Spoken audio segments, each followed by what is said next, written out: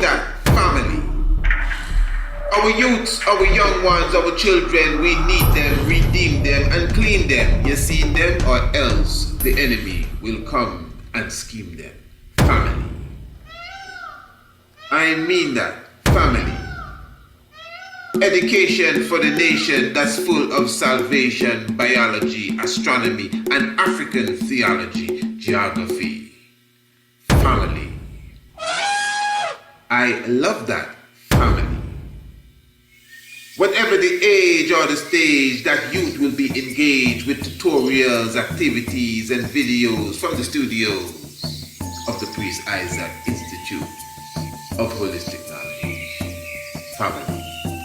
The International Homeschool Program is designed and recommended for all ages. The psychological state of our children is very important, especially in the environment that most of us live in. The International Homeschool Program provides online classes, activities, and videos that are fun for the youth and edifies them of their African heritage as well as the higher sciences. To enroll your family today, visit www.priestisaacinstitute.com, go to the main website, and search for Youth Corner. Or you can email priestisaacinstitute@gmail.com for a course sample. Give thanks.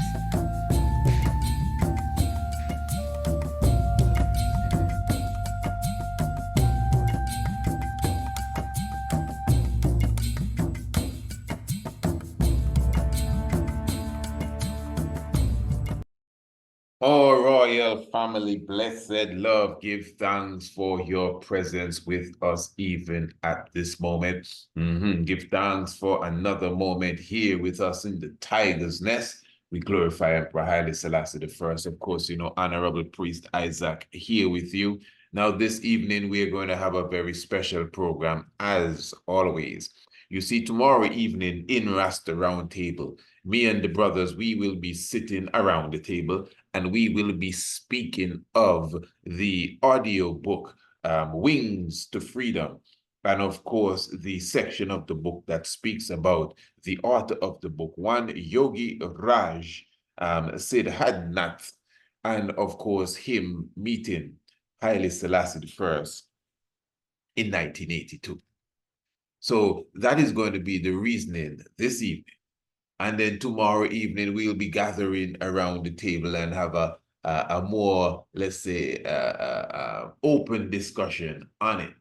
Now, for those who do not know, a few years ago, one Yogiraj Siddharnath came forward with a testimony where he expressed that he would have met Haile Selassie I in 1982. Of course, we all know Haile Selassie I came off of the scene in 1975. But of course, to many Rastafari, Haile Selassie I ever lived and never died. But they just wanted to know where he was. So when this guru now, who was a reputable figure, not just somebody out of the bushes, came along and said, well, he met the king in 1982 and he has a whole account of how it took place. Many ones held fast to his testimony and said, well, we definitely have proof now that the king lived, because the yogi, someone of renown, would have expressed to us that he met the king in 1982. All right, obviously, that will be debatable amongst many ones, but we're going to reason about that in depth tonight. And then tomorrow evening, Rasta Roundtable. Let's follow this. Yogiraj. Meeting the Lion of Judah, Haile Selassie. It was a bleak autumn morning in London. I had just gotten out of my routine meditation when all of a sudden, some friends of my host visited. They were very excited and told us that His Majesty, the Emperor of Ethiopia, had heard of my experiential yoga teaching and had expressed a desire to see me, a yogi from India. Haile Selassie, thrice great, from the house of Shiva, was also called the Conquering Lion of Judah, the same title held by King David in the Bible. Selassie was 225th in descent from the line of King Solomon. Soon we were driving along in my disciples' Austin, Cambridge. Our guides, who had established contacts with the House of Ethiopia, were very happy to be party to this great meeting. I was told to keep this meeting a secret because His Majesty was a guest of the royal family of England, and for all practical purposes, to the African and Rastafarian religious communities, he was thought to have left his bodily abode in 1975. However, this was untrue, as I recall meeting with him 7 years later in 1982. Our guides took us to the residence on Great Portland Street. We stopped the car and entered a mansion-like home. There were two robust and ruddy men, all smiles, sitting at the reception. Scotland Yard detectives, I presumed. My guess was right, as they simply told us who they were when we introduced ourselves. He was obviously given the highest security of the land, since the king was a guest of the now late Queen Mary. The gentleman led us up a broad red carpeted stairway to a simple but tastefully decorated parlor with soft green furniture and carpet. The green room of the palace, I said to myself. I was used to all this green and pink rooms which were there at our own house in India. The butler came and asked us if we would like something to drink, but we declined. We waited for Haile Selassie, the king about whom my grandfather had told me many stories. It is said that Haile Selassie was a visiting board member of the League of Nations. This was the international organization before the United Nations had formed. During an international meeting, a miscreant drew a pistol to shoot the king. He did not move, but steadily looked the murderer directly in the eyes. Consequently, the man dropped his pistol and was led away by the security guards. After about a 20-minute wait, His Majesty the King entered. We all stood up and bowed. He responded to our bows and bade us sit down. He was accompanied by his grandson, a very impressive person, 7 feet tall and about 25 years of age. He was introduced to us as Prince Yaqub, pronounced Yaqub, as in Hebrew. He had completed his military studies in the National Defense Academy in Pune, my hometown in India. When pleasantries had been exchanged, cakes and pastries eaten, His Majesty arose, and so did we all, according to the royal protocol. He went into his inner chamber and requested me to follow. As we sat opposite one another, I had the opportunity to have a deeper look at him. He was about 90 years of age. His eyes were aglow with the experience of life. His stoic head was held steady on his sturdy shoulders. His hair was curly and white as snow. When I peered into his heart, I saw his truly majestic and lion soul. Oh, what a sight! What a man! Truly great men do not have to show what they are. They are what they are, I thought. I was 38 years of age then. He asked me if I could perform a havan, a fire ceremony for him and his family. I consented to do so, but told him of the smoke, which may cause a fire alarm to go off. He made all the arrangements and also informed the Scotland Yard security guards. And so we got underway, preparing for the sacred fire ceremony. I told the king that in ancient times, around 7000 BC, a great king from India called Mahandata had performed a stupendous havan in the Congo basin in Africa. This was mentioned in the Purans, of course. It's a metaphorical saying that the sand in many parts of the Congo resembles holy ash However, it is interesting to note that it does appear that sand is the remnant of an ancient fire ceremony performed by the king Mahandatta. Charles. He showed a great interest in ancient history and told me that there was a trade via the Silk Road between Ethiopia and India before Cleopatra's time. It was during the time of the Queen Sheba of Ethiopia that Africa learnt a lot of the spiritual law and spiritual techniques from India. This was later passed on from Ethiopia to the Egyptians. I was deeply intrigued to hear this from the king, who himself was a deeply spiritual and divine soul. In India, we call such a soul a Mahatma, or a great soul, like Mahatma Gandhi. Such souls visit our earth rarely. Many interesting things I learnt that day from this great king sage, who reminded me of the ancient King Janak of the Ramayana. I told him that Bhim, the Pandava prince and cousin of Lord Krishna, had married a girl called Hidamba from Ethiopia. As we talked, all the preparations for the fire ceremonies were made. The clarified butter, the rice, etc. I then proceeded to perform the havan for the welfare of humanity and for spiritual progress to all. The sacred flames of the fire ceremony danced to the chanting of mantras. All those present were engulfed in the holy ambience as we rejoiced in the Spirit of the Lord. After the sacred ceremony was over, His Majesty was very touched. He and the Queen then showed me what they needed to show me. As I passed through their bed chamber, I looked at him and his majestic bed. I thought it to be made of platinum or white gold, but did not ask him. The royal bed was so huge with its curtains that I mistook it for another smaller chamber. Upon his showing an interest in the science of yoga, I gave to him the yogic Hamsa breathing technique, which he practiced successfully.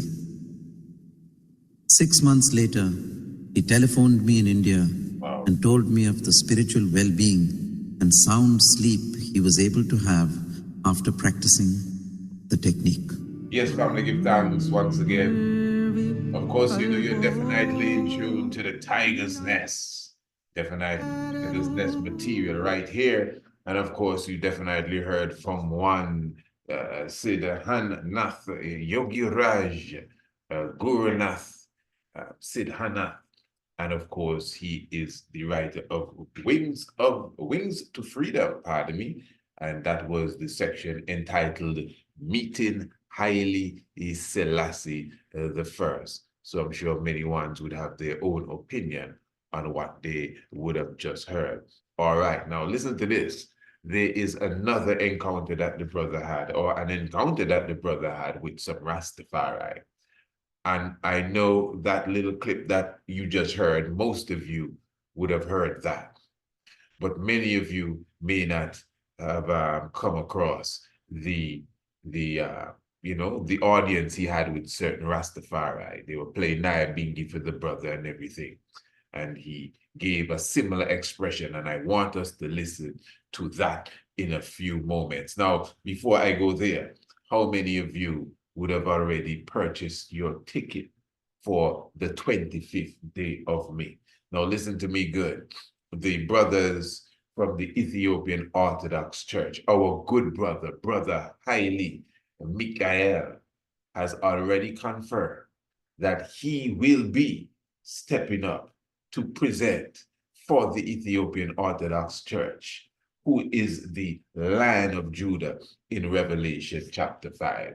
So I'm looking forward to that. So it is for the Lion of Judah Society, our brother, the Rabbi Rasai Adonis, and for the Ethiopian Orthodox Church, we have our brother too, who's no stranger to the Tiger's Nest. Again, Brother Haile Michael, and of course, he's definitely versed in his knowledge and in his studies. So family, remember, the whole idea will be this. And oh yes, our moderator for the evening will be Ras Kwame.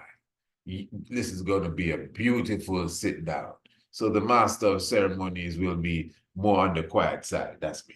You know, so our moderator for the evening will be Ras Kwame, and we have, of course, Ras I Adonis, and we have Haile Mikael. And remember basically what it is. Both brothers are going to get about 2 minutes to, basically give you the moral of the story, first of all. They're going to give you the summary, first of all. They're going to tell you who is the Lion of Judah of Revelation 5. And then now, after that, they're going to have 30 minutes to express themselves scholarly. I would have opened the option of PowerPoint presentation for them. It is up to them.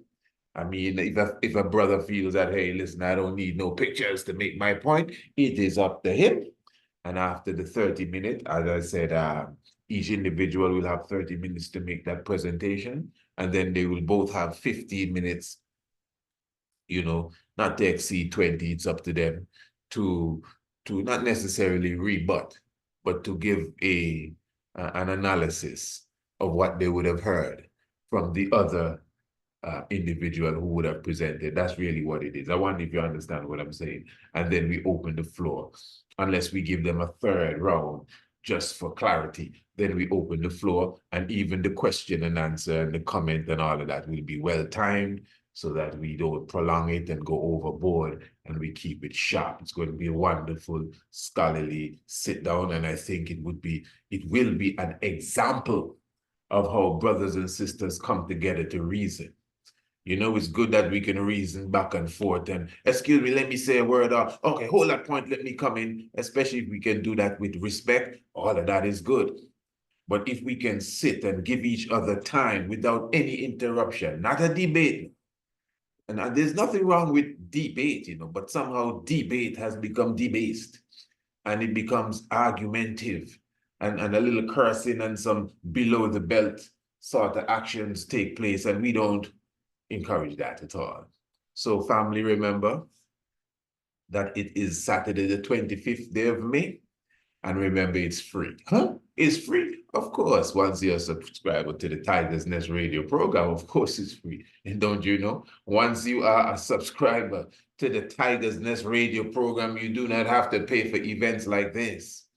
You just come, hey, but bless up, give thanks to all the loved ones, people like Brother David and Brother Mike and these ones. I have some beautiful subscribers that they don't have to pay to come to any event. And they make sure they buy their ticket first and foremost.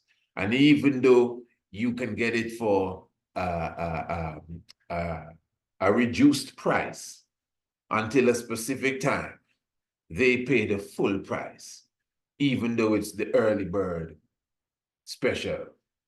So give thanks, Brother David, Brother Mike, and all the loved ones who show that love coming in, to make sure that everything is on target, and give thanks to all those who are a part of the subscription team. But if you're not a subscriber, really, it's just $20 to come in, and of course, $15 before the 19th of May. And remember, proceeds, listen good, proceeds from this event will be going towards the land for the Ethiopian Orthodox Church. We would have spoken about that several times. We had a beautiful sit down with the brothers.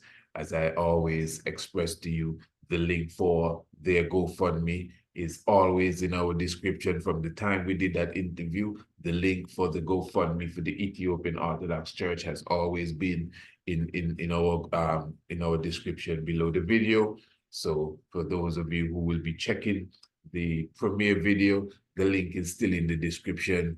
Of course, and it can, there's a video on their GoFundMe that explains everything. So I don't even have to go into that right now. So make sure you are in the house on the 25th day of May.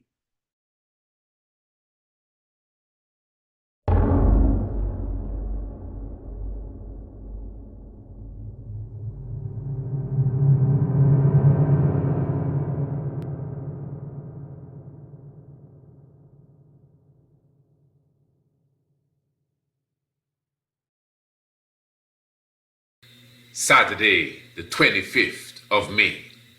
Two faiths, two different perspectives. One origin, Ethiopia. Ras I Adonis, Rabbi, Lion of Judah Society. The faithful of the Ethiopian Orthodox Church. A scholarly discourse on the subject.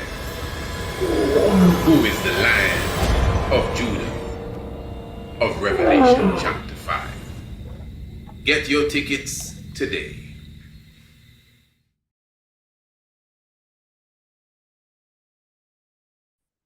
All right, beautiful. Give thanks. I'm definitely looking forward to each and every one when we step in to that zone. All right, if you're just stepping into this zone, you're definitely in the nest, the Tiger's Nest. We're talking about the Tiger's Nest radio program, a program that comes to you every Monday, Tuesday, Wednesday, and Thursday, even at the hour of 7. I just want to share some more information here with you. In fact, this is again a sit down that brother Yogiraj had with some Rastafari. But before we do that, let me just share some information here on him, something I'm just going to take from newreligiousmovement.org website. Yogiraj said Hanath, and it considers that the brother is a living master promoting the ancient science of Kundalini Kriya Yoga for spiritual transformation. That is Yogiraj Sid Hanath, and he is well recognized. Yogiraj Gurunath Sid Hanath, born on May the 10th, 1944. So he would have just celebrated his birthday a few days ago, like about 5 days ago, in Gwalior, India. Emerges as a significant figure in the realm of spirituality, especially in the context of Kundalini Kriya Yoga. Descended from the ancient royal family of Ikshavaku Rama of the Solar dynasty. Yogiraj's life is a testament to the power of yogic transformation and spiritual enlightenment from a very young age. Despite his noble heritage, he chose a path of yogic enlightenment and teaching, aiming to share the profound benefits of Kundalini Kriya Yoga with the world. I hope the pronunciation is precise. So obviously, as I would have said before in other programs I would have done, I mean, the brother is all over the internet, you know, and I think he gives daily teachings even up to now. And as you could see, there's several websites that highlight him. I'm not too sure. I don't think he has a criminal record, but that's okay. Even the Gandhi he spoke about how, you know, I mean, a criminal record, great men, you know, Martin Luther King and the Christ Nuffman, you know, had a criminal record. So it's not about the criminal record, really. The point I'm making is not someone that just came from under the rock. Well recognized, a living master, promoting the ancient science of Kundalini, well respected. I think we understand this. You see what I'm saying? All right. So, of course, you have to take that into perspective. I know many ones feel, boy, the Rastaman and them business and they feel Selassie still alive. I know how you feel. I understand. But you still have to consider who it is that is saying this. Now, I myself, as I would have said before, a few things were mentioned in his account that, you know, definitely would have a serious question mark behind of it. For example, he clearly said that the emperor was the guest of the now late Queen Mary. Now, I would have searched high and low to see who this Queen Mary, could be. Obviously, if you know your history, the first Queen Mary would be the Mary of, I think it's Trek, her official heritage, Mary of Trek, but this is the wife. This is the wife, really, of King George V and the mother of King George VI. And of course, King George VI is the father of Queen Elizabeth II. Now, Mary of Trek, Queen Mary, would have died, I think, in about 1953. So when he would have met the emperor in 1982, and he would have said, this is what he said, that the emperor was the guest of the now late Queen Mary, it would have left me to wonder, who is this Queen Mary? Believe me, years I've been trying to figure out who the Queen Mary is, because I never doubted his account, I never ever doubt, even up to this moment. You may say, but listen, them holes that he have in his story, I understand. Hold on, I'm getting to everything. You must understand, eh? I know sometimes when I share this story, one say, you believe the king up to now? Now, this is 2024. He said he met the king in 1982. 1982 is not too far away from 1975. In fact, 1982, 81, 82, as a little lad, I would have visited London myself. I just have some kind of vague memory of memories of that visit. Maybe memory is the thing. Memories, a few scenes still come to mind. I just highlighted, the reality of the time. I always mention that I'm a person, I know I was conceived when the emperor was around, but when I came out my mother's womb, he would have already disappeared. You understand what I'm saying? Good.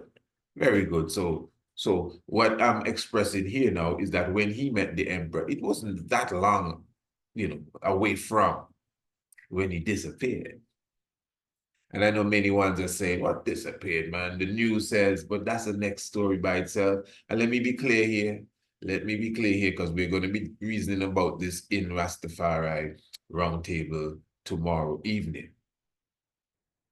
Let me be clear here. Not because you do not agree with the brother's account. That doesn't mean you believed or disbelieved that the emperor lived. Me, for sure. Me, Honorable Priest Isaac. Me, in my book, Haile Selassie is alive. I think anyone that stay close to me know where we are with that. But not because you maybe denounce his account means you're denouncing the reality of the king living. I want you to get me good. And it doesn't mean because you know the king living mean you have to accept his account just because he said so. Like, you get me good? All right. Now, as I'm saying, he is, I would consider, a credible individual. I think most would agree, just from the research and from the individuals, diplomats, and high-ranking, people. He's from a royal lineage. He's from a royal lineage. So he's someone you would listen to, and he still practices his teachings and his yogi vibes up to a day like today. He's still a top guru. And the man say he meet the king of kings, Haile Selassie, in 1982. And when he's speaking to the rest, he not even skinning teeth. He's speaking as serious can be. You're going to hear him now. But what about Queen Mary? All right. Now, interesting, eh? When he spoke to the Rassids, I don't even know where that was. It seems like if they visited him. But when he spoke to the Rassids, he was giving the story again. And this time he said that the emperor was a guest of Queen Elizabeth, not Queen Elizabeth, the queen that just died, queen, her mother. If you know Queen Elizabeth's mother, her name is Elizabeth too. And she's referred to as Elizabeth, the Queen's mother. That's what they call her, Elizabeth, the Queen's mother. She died in 2002. She was 101 years old. You following what I'm saying? And when he was speaking to the Rasses, he said that it was Queen Elizabeth, the Queen's mother, who the emperor was the guest of, not Queen Mary. He didn't say not Queen Mary. He just overlooked that. Now, you may say, okay, all right, fair enough. Maybe he made a mistake in the other account. But the other account was his audio book, eh? It wasn't a conversation like he having a conversation with me and you. That was his book, his official book. I mean, I write books, I do documentaries. You have to edit these stuff. And even when you send it out, sometimes you have to pull it back and say, uh-oh, pull that back. My point is to say that it was Queen Mary when it was Queen Elizabeth, the Queen's mother, the wife of George VI, not Elizabeth, the wife of Prince Philip, her mother. That's who he says. That's who he said was Haile Selassie's, the person that entertained him. He was the guest of her. But again, in his official account, I would consider his book the official account, not the conversation he had with the Rasses, but his book should be the official account, and it was in the book. He said that the king was the guest of the late Queen Mary. You know how it is with me, family. I teach you how to think. That's I'm not here trying to force nothing down your throat. I teach you how to think. And I'm not trying to be stiff-necked or conceited. And trust me, Haile Selassie liveth. But even with what is being expressed there, because if you listen to the presentation that we just made there, to me, the account sounds very credible. Even how he speaks about the fire ceremony, and he was accustomed to the pink and green house in India. Now, when he said the king and the queen led him through their bed chambers, I tried to figure out what the king and the queen led him through their bed chambers or bed chamber. Interesting. And the king showed him his bed, a very large bed made of, it looked like it made of gold or ivory or something of the sort. Some interesting accounts. He speaks of his grandson, one Prince Jacob, being some 7 feet high. When we meet in the Roundtable, I'm going to ask the brothers if they know of him, the prince that is 7 feet high. So, what I would like us to do now, interesting stuff, eh? I want us to listen to the account that he gave, or the reasoning that he had with the Rasses now. And this will be, well, I don't know exactly when it was, but this, you will have to listen good for this one. The volume is a tad bit soft, but the information is quite right. All right, listen to this. In fact, before we go there, have you received your bottle of prosperity? Prosperity is a herbal remedy that has been naturally designed to nourish the prostate gland. Prosperity uses a combination of leaves, roots, and barks to create a tincture designed to nourish your prostate gland. It also will assist in prostate-related issues such as erectile dysfunction, swollen prostates, and problems related to the passage of urine. Call or WhatsApp 728-8289, 728-8289 and get your bottle today. Prosperity.